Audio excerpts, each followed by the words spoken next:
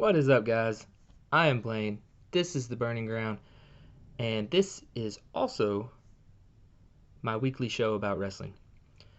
You know, where I take Raw and Smackdown, and I talk about something from each show, just something that caught my eye, whether it's a storyline, a character development, something like that, just something that I talk about, and we just discuss it, talk about it, discuss it. Where's it gonna go? Where's it not gonna go? Just stuff like that. So let's just get right into it. Let's start with Raw. Something happened last week on Raw that I really liked, and I hope they continue doing it with not just this person, but with other characters as well. And I'm talking about Braun Strowman. Once again, I talk about Braun Strowman a lot. I like Braun Strowman. I like how they're taking the time to build him and make him legitimate the right way. I feel like they've kind of stretched it out a little far. I think they maybe need to speed it up now, but hey, we'll get to that in another story. But last week, we got to see a side of Braun Strowman that we never seen before. And if anybody kind of keeps up with wrestling outside of wrestling, if that makes sense, you know that Braun Strowman he's actually not like this monster evil dude. He's actually like a really funny, just laid back, chill dude. And we kind of got to see some of that come out this week with his character. Basically, Elias was out doing his thing, walk with Elias and singing his music and everything. And then here comes Braun Strowman. Now remember, we're talking Braun Strowman, whose only vocabulary is "rawr." That's it. That's all he knows how to say. But here comes Braun Strowman with a double bass. Boom, boom, boom. Double bass instrument. Comes out, sits down in his own little chair, starts to play it, breaks all the strings, just snaps them, and then goes on to sing his own song about how he's going to basically destroy Elias and then go on to win the Elimination Chamber. That was awesome. It made got to see a side of Braun Strowman that we've never seen. It took his one-dimensional character and made it bigger and made it more realistic. We get to see that Braun Strowman is not just somebody who sticks his arm above his head and screams. He can actually cut a promo. It wasn't much of a promo. It was more just him being funny, but I think that's what they need to do more often, is because so often in wrestling we get characters who come out who are just one-dimensional. That's it. They come out, they do one thing, they're one-dimensional, and that's it. We don't ever get to see another side of that. And that makes wrestling nowadays even more, we know it's fake. We know it. Go ahead, say it, throw it in our faces. We know wrestling is fake. That's why it's called sports entertainment. We get it. But we want to see it look more realistic. And by broadening characters, they could do that. That's what they did with Braun Strowman. It let him come out. We got to see another side of him, which made us relate to him and more, because not all of us can relate with somebody who just sticks their arms above their head and screams. We were able to relate with him. We laughed at him, and that made it better to watch.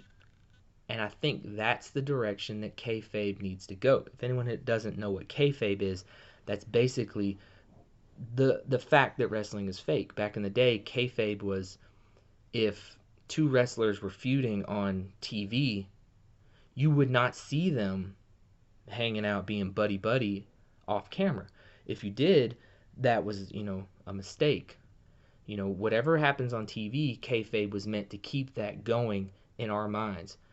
And pretty much that form of kayfabe is dead nowadays. So the new form of kayfabe that I like to say is we got to make it more personal. You're not going to draw people in to your character or your story if we can't relate with you on a personal level.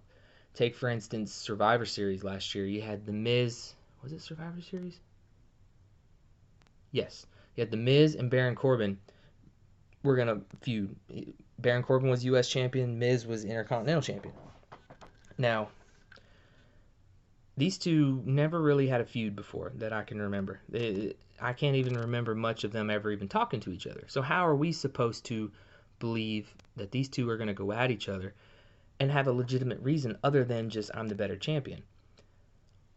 Well, they went on Twitter and started going back and forth at each other, which, like I said, it's been done before, but this one went and became a little more personal. Baron Corbin mentioned Maurice, who was the Miz's pregnant wife, basically told him, instead of coming to this match, you should run back home and hide behind her. Well, the Miz retaliates with a video basically, telling Baron Corbin never ever bring his wife into another situation again. That made it personal because all kinds of dudes out there in the world know that if somebody, I may not like you, but if you would come at me personally, attack my wife or my children or my family of any way, it's going to put things on a different level. So thus we were more drawn into that match because now the Miz has a reason to not like Baron Corbin. We put ourselves in the Miz's shoes. We have a reason not to like Baron Corbin. Thus, we are drawn back into that match. Another instance was when John Cena and Roman Reigns were having their little feud a couple months ago. I think it was an episode of Raw. Roman Reigns was trying to spit a promo, and he was stuttering through it. He was having trouble. So what's John Cena do? Instead of sticking to the script of the promo, he kind of veers off and basically attacks Roman Reigns' ability to basically carry the company because he can't spit out a promo. He basically said, this is a promo. You need to learn how to do it if you're going to take my spot at the top. That brought us right there on John Cena's side because no one likes Roman Reigns, and we don't believe he's ready to do that. We could back up John Cena with that. Then Roman Reigns also veers from the script, turns right around and basically calls John Cena a little bitch.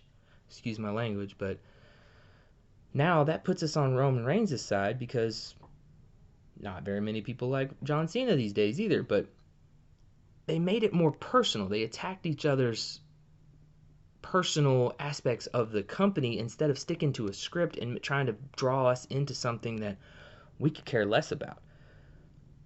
They made it personal, and I like that. And that's also what they've done kind of with Braun Strowman this week. They put us on a level with him that, all of us would love to be out on the stage just singing with Elias, making fun of Elias. And I think that's great. I think it's awesome. And hopefully they continue doing this with Braun Strowman, putting him on a mic, letting him talk, letting him learn other things other than just raw. So, there's that. So let's move on over to SmackDown. Kind of a positive thing with Raw, not so much with SmackDown, which is kind of the general thing that's been happening more and more with SmackDown. For pretty much since SmackDown started, I think it's been like, good Lord, a crap ton of years. I don't even remember. But they've always been considered the B show.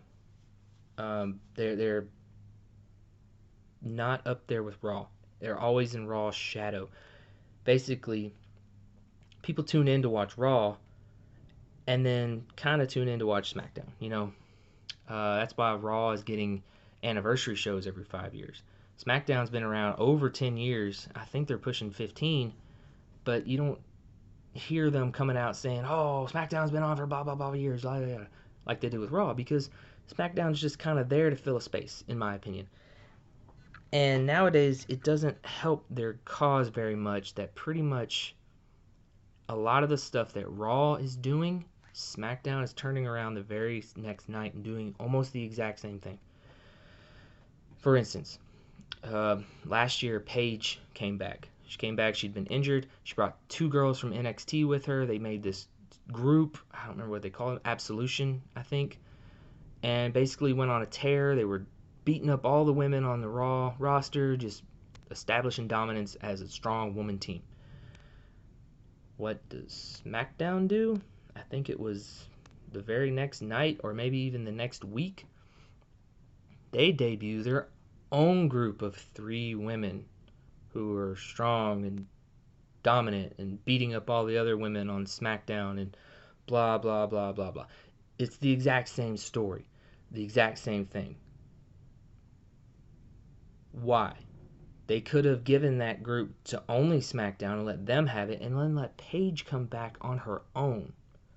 There's things they could have done, things that SmackDown can do differently to not follow Raw so much. And there's also things Raw can do to give SmackDown an opportunity to grow. So it's kind of a miscommunication between the two shows. It's almost like the writers and developers, they put all their time and effort into making Raw this super 3-hour show and fill 3 hours worth of content, that they forget they got another show the very next night that they have to do stuff with. And it's even more important now because of the brand extension.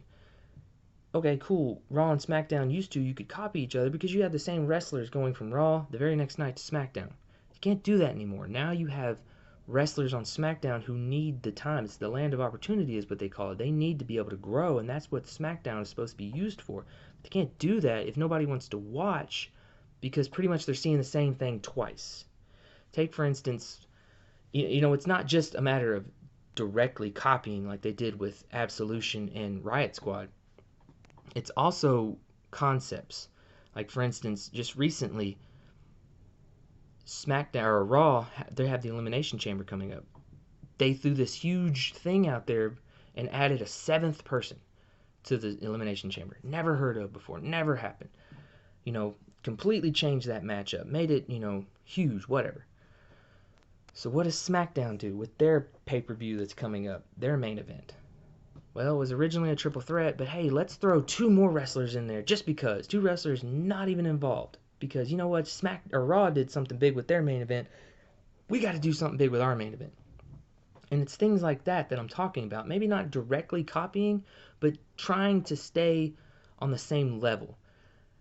They could have left that triple threat match the way it was. I was interested in seeing that match. Seeing the story that could come out of it, because now Kevin Owens and Sami Zayn are not on the same team. They're fighting each other as well as AJ Styles. That was interesting to me. So why throw Dolph Ziggler, who's been gone for 8-9 weeks, and Baron Corbin, who's pretty much irrelevant now? Why throw them into this match? Well, they did it because they have to try to compete with Raw. It makes no sense to me. Just sometimes simple is better. 1 second, my dog's being stupid. Jasmine, quit. Come on, camera. Focus. There we go. Okay, sorry. Had to take care of the dog. But yeah, that's the thing. Sometimes simple is better. Just leave things the way they are. We know what's coming. We know we're getting AJ and Shinsuke at WrestleMania. So there's no reason to try to up this pay-per-view main event to try to compete with Raw. There's no reason. They could have left it alone. It would have been great. So that's my thing with SmackDown. If they ever want to get out of Raw's shadow, they're going to have to do things differently. I think they have the same writers for both shows. Why not just get different writers and don't let them talk to each other? Make a wall. Sorry. You guys can't communicate anymore. And it's going to become a problem. It's a problem now, but it's going to become a bigger problem after WrestleMania, because I read on WWE.com that after WrestleMania, they're going back to the original format for pay-per-views. Instead of having 2 every month, they're going to have 1 and have both shows on that pay-per-view. So not only will if they continue copying Raw all the time, not only will SmackDown suffer in their weekly shows, they're going to suffer on the pay-per-views as well, because pretty much you're going to have the Raw show, the Raw match, whatever it may be, followed directly by the SmackDown match, and it's going to be boring. We've already seen it. Or it's going to be vice versa. It's going to be SmackDown first, and no one cares because they know they have a better version of the same match coming up very next match. So, I don't know. They just got to do something. They got to quit with this copy and stuff and make it better.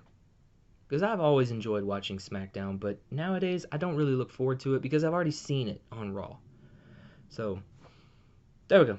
I rambled for 14 and a half minutes, which is pretty good. Pretty good video, I think. So, if you liked it, give me a thumbs up. Didn't like it, give me a thumbs down. Whatever. Hit the subscribe button. Leave me some comments. Do whatever you got to do. I don't care. I mean, I do care. I care about you guys, but whatever makes you happy. Whatever makes your life go forward. Whatever you got to do. So, until next time, guys, be happy. Be you. Do whatever you got to do. and I'll see you later.